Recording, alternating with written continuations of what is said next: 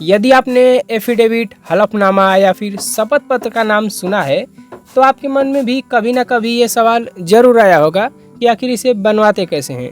तो चलिए आज की इस वीडियो में हम बात करते हैं कि एफिडेविट कैसे बनवाया जाता है। तो चलिए शुरू करते हैं। यदि आप एफिडेविट बनवाना चाहते हैं तो उसके लिए आपको सबसे पहले 5 पॉइंट्स को फॉलो करना होगा। नंबर 1, सबसे पहले आपको ऊपर हेडिंग लिखनी होती है। और यदि आप एजुकेशन गैप के लिए एफिडेविट बनवाना चाहते हैं तो उसके लिए सबसे पहले आपको उसके ऊपर लिखना होगा एफिडेविट फॉर एजुकेशन गैप, या आप उसके ऊपर सीधा एजुकेशन एफिडेविट लिख सकते हैं। जब आप 12वीं क्लास पास कर लेते हैं और यदि आप 1 साल कहीं पर दाखिला नहीं लेते हैं और उसके बाद आप कहीं पर दाखिला लेते हैं या ग्रेजुएशन के लिए दाखिला लेते हैं तो आपको एजुकेशन गैप एफिडेविट दिखाना पड़ता है, जो कि आप नोटरी से बनवा सकते हैं। नंबर 2, उसके बाद आपको उस एफिडेविट में अपना नाम, पता और अपनी आयु लिखनी होती है। नंबर 3, फिर आपको उस एफिडेविट के अंदर एफिडेविट बनवाने का उद्देश्य लिखना होता है, यानी आप एफिडेविट क्यों बनवाना चाहते हैं या क्यों बनवा रहे हैं। मान लीजिए यदि आप एजुकेशन गैप के लिए एफिडेविट बनवाना चाहते हैं तो उसके लिए आपको उसके अंदर लिखना होगा कि किसी कारणवश मैं पिछले 2 साल में या 3 साल में अपनी पढ़ाई जारी नहीं रख सका और इस दौरान मैंने पूरा समय अपने घर पर रहकर ही बिताया है।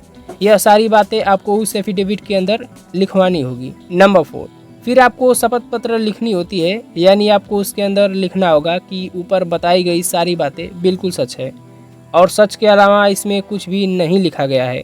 और फिर आपको उसके नीचे अपने हस्ताक्षर करने होते हैं। नंबर 5, फिर आपको आखिर में अपने एफिडेविट को रजिस्टर करवाना होता है। उसके लिए आप ओध अधिकारी या नोटरी के पास जाकर एफिडेविट को अटेस्टेड करवा सकते हैं। अब चलिए हम बात कर लेते हैं कि कोर्ट का एफिडेविट कैसे बनवाते हैं। यह एफिडेविट भी साधारण एफिडेविट की तरह ही होता है, इसमें कुछ ज़्यादा खास नहीं होता। बस इसमें उस कोर्ट का नाम लिखा होता है जिस कोर्ट में एफिडेविट को देना होता है, और इस एफिडेविट में आप वही बातें लिखेंगे जो आपको कोर्ट के अंदर बोलनी है, जो कि किसी केस के अंदर गवाही या किसी दूसरी विषय पर कही जाने वाली बातें होती हैं। अब चलिए हम बात कर लेते हैं कि कोर्ट एफिडेविट को अटेस्टेड कहाँ करवाएं। वैसे तो किसी भी प्रकार का एफिडेविट 2 तरह से अटेस्टेड करवाया जा सकता है, ओथ अधिकारी से और नोटरी से, लेकिन जो एफिडेविट कोर्ट में दिए जाते हैं वह सिर्फ ओथ अधिकारी से ही अटेस्टेड करवाया जा सकते हैं।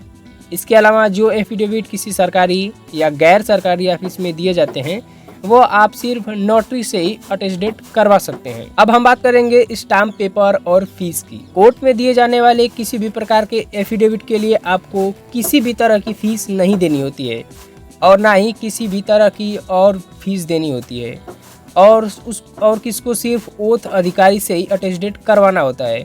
ओथ अधिकारी को ही अटेस्टेड करवाने के पैसे देने होते हैं, लेकिन इसके अलावा और जितने भी एफिडेविट होते हैं उनके लिए आपको सिर्फ एक स्टाम्प पेपर लेना होता है और उसी की फीस आपको देनी होती है।